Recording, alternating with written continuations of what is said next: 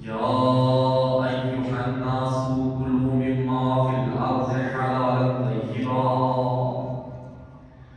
ولا تتبعوا خطوات الشيطان إنه لكم عدو مبين. محمد وآل محمد صلى الله عليه وسلم.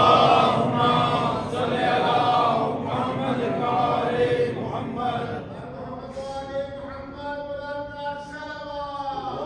اللهم صل على محمد وآل محمد. حاضران گرامی، میرے محترم سامعین، گزشتہ خطبہ جمعۃ المبارک اگر آپ کے خانہ شریف میں موجود ہو، عرض کر رہا تھا کہ خدا تعالی نے اس انسان کو یہ وجود عطا فرمانے کے بعد ہر میدان میں ضابطۂ حیات عطا فرمایا ہے، زندگی کے ہر پہلو کو جینے کا سلیقہ سکھایا ہے۔ ایسا نہیں ہے کہ خدا تعالی نے خلق فرما دیا ہو اور انسان کی مرضی میں سب کچھ چھوڑ دیا جائے۔ خدا نے کچھ رولز اینڈ ریگولیشنز بنائے ہیں کہ انسان نے کیسے اپنی زندگی بسر کرنی ہے، لوگوں کے ساتھ چاہے معاملات ہوں، چاہے خدا کے ساتھ معاملات ہوں، چاہے انسان کی اپنے ساتھ معاملات ہوں، ہر میدان میں خدا تعالی نے کچھ قواعد ضوابط انسان کو بنا کر عطا فرمائے ہیں۔ انہی میں سے ایک پہلو پر ہماری گفتگو ہو رہی تھی جس میں خدا تعالی ارشاد فرماتا ہے سورہ مبارکہ بقرہ آیت نمبر 167، یا ایھا الناس، اور یہاں پر خدا تعالی کا خطاب تمام انسانوں سے ہے، کسی ایک مرتبہ فکر کے لوگوں سے نہیں ہے۔ بلکہ قرآن کریم میں کہیں خدا تعالی خطاب کرتا ہے یا ایھا الذین آمنوا، ایمان والوں سے خطاب کیا جاتا ہے، کہیں خدا تعالی خطاب کرتا ہے مسلمانوں سے، یہاں پر خدا تعالی کے عمومی خطاب ہے تمام لوگوں سے، تمام بنی نوع انسان سے۔ اس سے پتہ یہ چلتا ہے کہ اس کے بعد خدا تعالی جو خطاب فرما رہا ہے وہ کسی ایک گروہ کے ساتھ نہیں ہے، بلکہ اس دنیا پر بسنے والے تمام انسان اس میں ایک جیسے برابر کے شریک ہیں۔ خدا تعالی شاہ فرماتا ہے یا ایھا الناس، اے لوگوں، کلوا مما فی الارض حلالا طیبا، اس زمین میں جو کچھ بھی تمہارے لیے خلق کیا گیا اسے کھاؤ، لیکن دو کنڈیشن ہیں، حلالا طیبا، جسے کھاؤ وہ حلال بھی ہونا چاہیے اور پاک بھی ہونا چاہیے۔ ان دو کنڈیشن کے ساتھ زمین پر جو کچھ ہے کھاؤ اور پیو، کیونکہ اس کے بغیر انسان کی حیات ممکن نہیں ہے۔ کھاؤ پیو حلال طیبا، حلال اور پاک چیزوں کو، ولا تتبعوا خطوات الشیطان، لیکن خبردار شیطان کی اتباع نہ کرنا، شیطان کی پیروی نہ کرنا، اس لیے کہ جب تم شیطان کی پیروی کرو گے وہ تمہیں حلال و حرام کی تمیز بھلا دے گا۔ جب تم شیطان کے پیچھے چلنا شروع کرو گے پھر تمہیں یہ پرواہ نہیں ہوگی میں حلال کھا رہا ہوں یا حرام کھا رہا ہوں، جو سامنے آئے گا اسے کھانا چاہو گے۔ ولا تتبعوا خطوات الشیطان، کھاؤ پیو ضرور لیکن شیطان کی اتباع نہ کرو، شیطان کی پیروی نہ کرو، اس لیے کہ انہ لکم عدو مبین، شیطان تمہارا واضح ترین دشمن ہے، اور کبھی بھی تمہیں اچھے کام کی طرف نہیں لے کر جاتا، وہ تمہیں لے کر جاتا ہے برائی کی طرف، وہ تمہیں لے کر جاتا ہے خدا سے دور کرنے کے راستے کی طرف۔ اس لیے شیطان کی پیروی کیے بغیر ایسے چاروں زمین میں رہو، لیکن یہ ایک خط تمہارے سامنے ایک ریڈ لائن ہونی چاہیے کہ شیطان کی اتباع نہیں کرنی، اس لائن کے اندر رہتے رہتے جیسے مرضی کھاؤ جیسے مرضی پیو، کوئی پابندی نہیں ہے۔ پچھلے جو میں مبارک آئے مبارکہ آپ کے سامنے پیش کی تھی، خدا تعالی فرماتا ہے کھاؤ اور پیو لیکن فلا تسرفوا، اسراف نہ کرو، اسراف کرو گے تو کھانا پینا پھر وہاں پر منع ہو جائے گا۔ اسراف کے اندر رہتے رہتے جہاں اسراف کو صرف نہ آئے کھاؤ اور پیو، اور یہاں خدا تعالی فرماتا ہے کھاؤ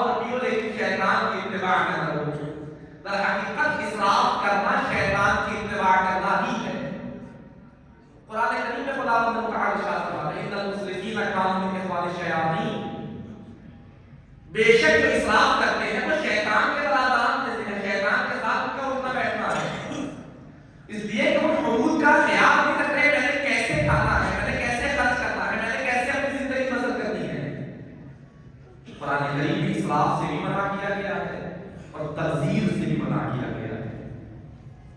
اگر ہماری اصطلاح میں دیکھیں اسراف اور تبذیر میں کوئی شاید فرق نہ ہو، انسان اپنی ضرورت سے زیادہ استعمال کرے اسے اسراف کہا جاتا ہے، لیکن معصوم سے سوال کیا جاتا ہے کہ مولا اسراف اور تبذیر میں فرق کیا ہے؟ امام جعفر صادق علیہ السلام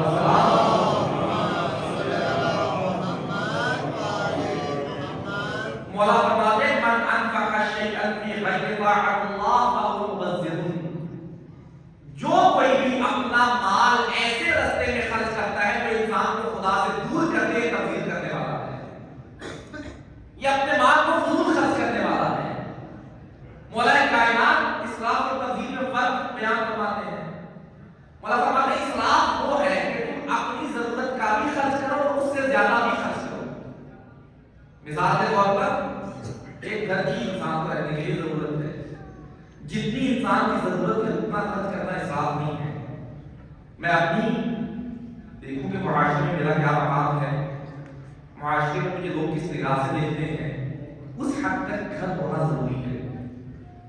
ہاں میں اپنے مقام سے آگے بڑھ جاتا ہوں، جتنا میرا مقام ہے اس سے زیادہ اس پر خرچ کرنا شروع کرتا ہوں، تب یہ اسراف میں چلا جاتا ہے۔ مجھے گاڑی کی ضرورت ہے اور میں دیکھوں میرے جیسے لوگوں کے پاس چھوٹی موٹی گاڑی ہو تو گزارا کر جاتا ہے، لیکن میں اپنی ضرورت سے زیادہ پر خرچ کرتا ہوں۔ میں کہتا ہوں نہیں مجھے چھوٹی موٹی گاڑی نہیں چاہیے، مجھے بڑی گاڑی چاہیے۔ اپنی ضرورت سے زیادہ خرچ کر رہا ہوں، گاڑی ضرورت ہے لیکن اس میں اپنی ضرورت سے زیادہ خرچ کر رہا ہوں، یہ اسراف ہے۔ معصوم فرماتے ہیں تبذیر یہ ہے کہ جہاں تمہیں بالکل ضرورت نہیں وہاں خرچ کرنا تبذیر ہے۔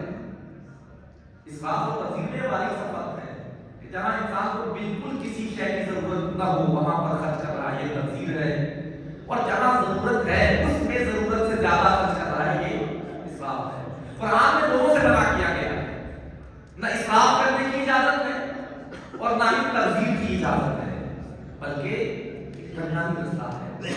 انسان نے اپنی عزت بھی بچانی ہے، اپنے مقام کے حساب سے سروائی بھی کرنا ہے، اتنا اپنے آپ کو ذلیل بھی نہ کرے کہ مال جمع کرتا جائے، لوگوں کی نگاہ میں مقام گرتا چلا جائے۔ اپنا سٹیٹس بھی بحال رکھنا ضروری ہے، لیکن اس سٹیٹس میں انسان اتنا غلط نہ ہو جائے کہ پھر حلال اور حرام کی تمیز بھول جائے۔ اسراف اور وہ شیطان کا بھائی خدا تعالی نے اسے کو قرار دیا ہے۔ والذین اذا انفقوا لم يسرفوا ولم يقتروا وكان بين ذلك قواما، جو لوگ خرچ کرتے ہیں لیکن نہ اسراف کرتے ہیں نہ ہی تبذیر کرتے ہیں، میانہ روی اختیار کرتے ہیں، خدا تعالی کے لیے بات سے اپنی ضرورت کے مطابق استعمال کرتے جاتے ہیں۔ خدا فرماتا ہے وَكَانَ بَيْنَ ذَلِكَ قِوَامًا، یہ درمیان میں اعتدال میں رہنے والے لوگ ہیں، ایک معتدل زندگی بسر کر رہے ہیں جو خدا تعالی کے حدود سے تجاوز نہیں کرتے۔ اب پتہ کیسے چلے کہ کون اسراف کر رہا ہے اور کون اسراف نہیں کر رہا؟ کچھ علامات بتائی گئی ہیں کہ جس میں یہ علامات ہیں وہ اسراف کرنے والوں میں شمار کیا جاتا ہے، جس میں یہ علامات نہیں ہے وہ اسراف کرنے والا نہیں ہے، اور یہ علامات میری زبان نہیں ہے، روایت ہے پیغمبر گرامی کا حضرت محمد مصطفیٰ صلی اللہ علیہ وسلم سے،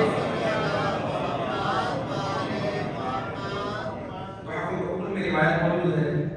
پیغمبر فرماتے ہیں اما علامۃ المسرف فاربعۃ، اسراف کرنے والے کی 4 علامات ہیں، 4 نشانیاں ایسی ہیں کہ جنہیں دیکھ کر یہ پتہ لگایا جا سکتا ہے کہ یہ انسان مسرف ہے، یہ اسراف کرنے والا ہے، اور اسراف کے نتیجے میں پھر یقیناً کام کے والے شیاطین کا اسراف ہے۔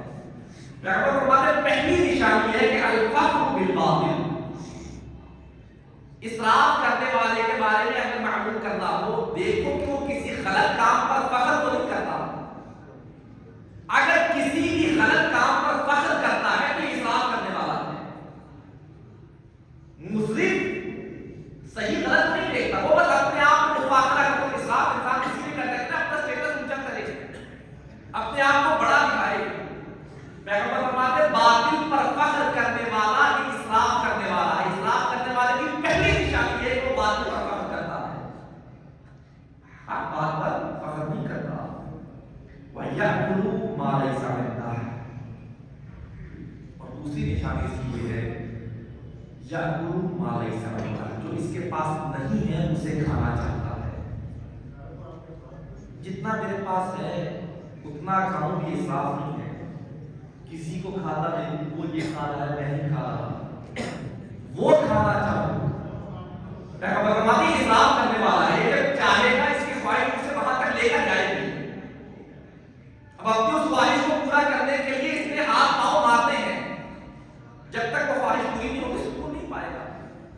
اس لیے اسراف کرنے والے کی علامت ہے یأکل ما لیس عنده، وہ کھاتا ہے جو اس کے پاس نہیں ہے، جو کسی کے پاس ہے۔ اور اسی لیے ہمارے یہاں جو محاورہ ہے نا، اپنی چادر کو دیکھ کر پاؤں پھیلانے چاہیے۔ جتنی میری کیپیسٹی ہے اس حساب سے اپنا میں اسٹیٹس بناؤں نا، میں کیوں کسی کے ساتھ مقابلہ کر کے اتنے اپنے پاؤں پھیلا دیتا ہوں کہ میرے پاس اتنے مسائل بھی نہیں ہے، وہ ادھر پورا کرنا مجبوری بھی بن جاتی ہے۔ اسراف کرنے والے کی علامت ہے۔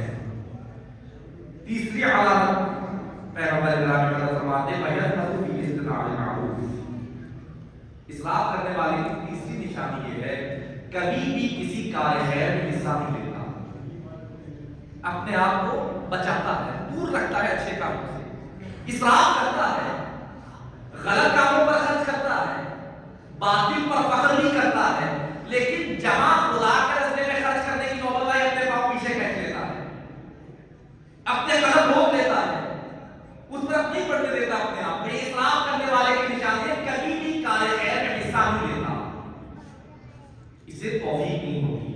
اور آخری علامت یہ ہے وَيُنْكِرُ مَنْ لَا يَنْتَفِعُ بِشَيْءٍ مِّنْهُ،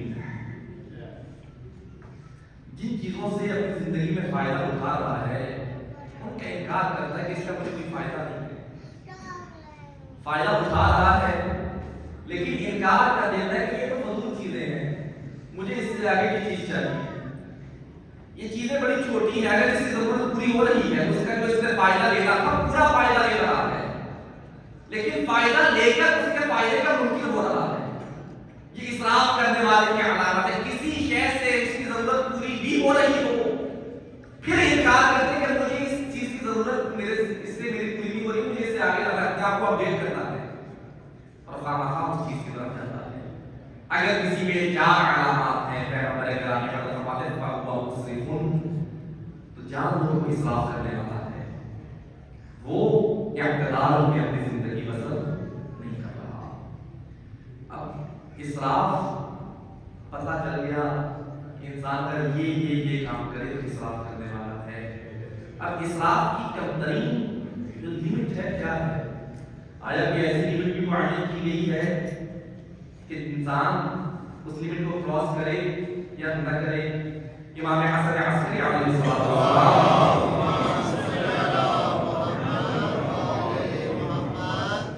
فرماتے ہیں ان الاستخار مقدار فإن زاد علیہ فهو صدقہ، خداوند متعال نے انسان کی اپنی ضرورت کے بعد سخاوت کے لیے ایک لائن مقرر کی ہے کہ پہلے اپنی ضرورت پوری کرے پھر اس کے بعد سخاوت کرے، دوسروں کو عطا کرے، اس کے بعد انسان دوسروں کو عطا کرنے کے بعد جب یہ لائن کراس کر جاتا ہے پھر اسراف کرنا شروع کرتا ہے۔ دوسروں کی جتنی ضرورت ہے اتنی انہیں پوری کرے، لیکن اس سے بڑے گا جب دوسروں کو بھی عطا کرتے وہاں پر پھر اپنے آپ کو شو آف کرنے کے لیے نہ کرے، اپنے آپ کو وہاں پر بڑا دکھانے کے لیے نہ کرے، بس جتنا ان کی ضرورت ہے اتنا انہیں عطا کرے، اس سے زیادہ جائے گا فَهُوَ صَرَفٌ، پھر وہ اسراف میں چلا جائے گا۔ اور پیغمبر گرامی حضرت محمد مصطفیٰ صلی اللہ علیہ وسلم فرماتے ہیں ان من السرف ان تأکل کل ما استحیت، ذرا سخت روایت ہے جس میں شاید ہم سبھی فوت کرتے ہیں۔ پیغمبر گرامی حضرت فرماتے ہیں ہر وہ چیز کہ جس کی تمہیں تمنا ہو اس ہر چیز کو حاصل کرنا بھی اسراف ہے۔ ایسا نہیں ہونا چاہیے کہ کوئی خواہش دل میں آئی اور فوراً اسے پورا کر دیا، اسراف ہے۔ ہر وہ چیز کھانا جسے کھانے کی تمنا ہو اسراف کی ابتدا ہے۔ کبھی کبھار اپنے خواہشات کو مارنا بھی چاہیے، کبھی کبھار اپنے نفس کو دیکھنا بھی چاہیے تاکہ یہ عادی نہ ہو جائے کہ میں جب اس کے ہر خواہش پوری کروں تو یہ مجھ سے ناجائز خواہشات کرنا شروع کرے. اس لیے بسا اوقات پیچھے چلے جانا انسان کے حق میں بہتر ہوتا ہے. امام جعفر صادق علیہ السلام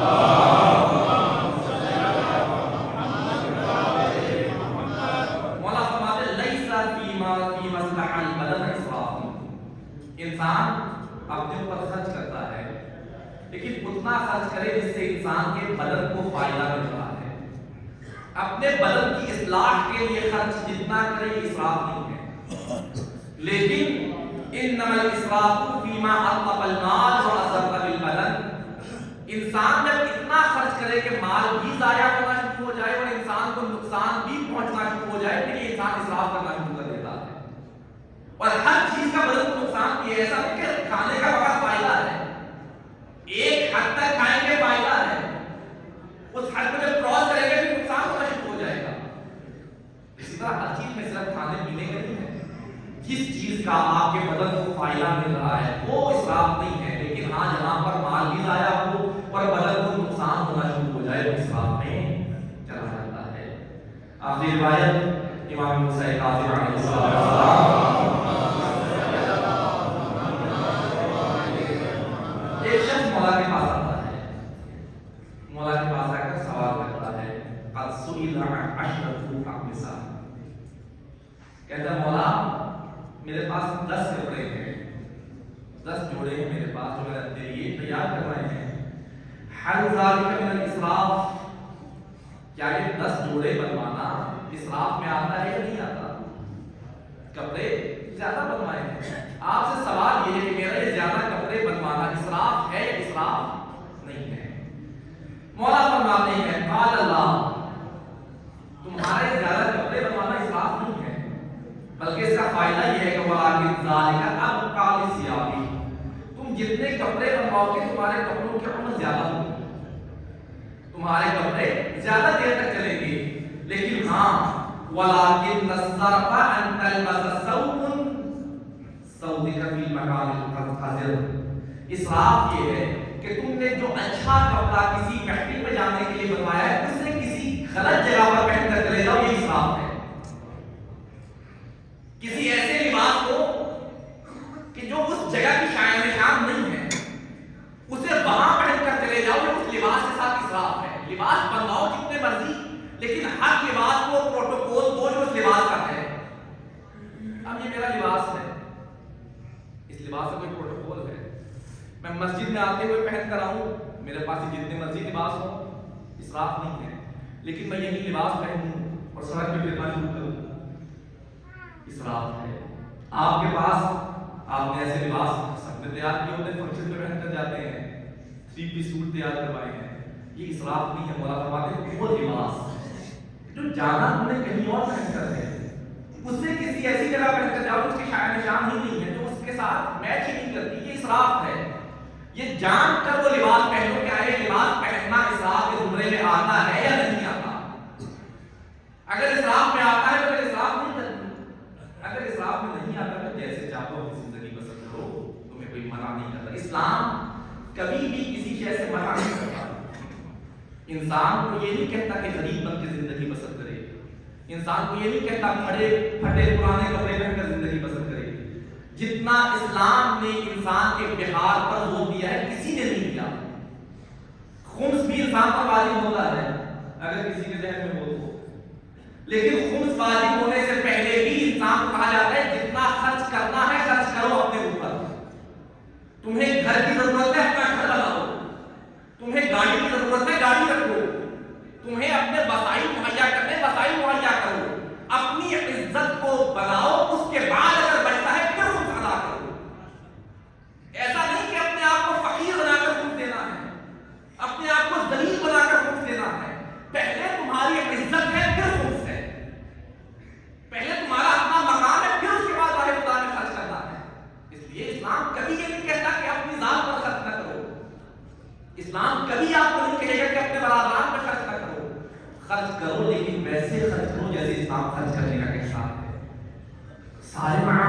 کر لیکن ویسے کرو کہ جس کے بعد تم دائرہ اسلام سے خارج نہ ہو جاؤ۔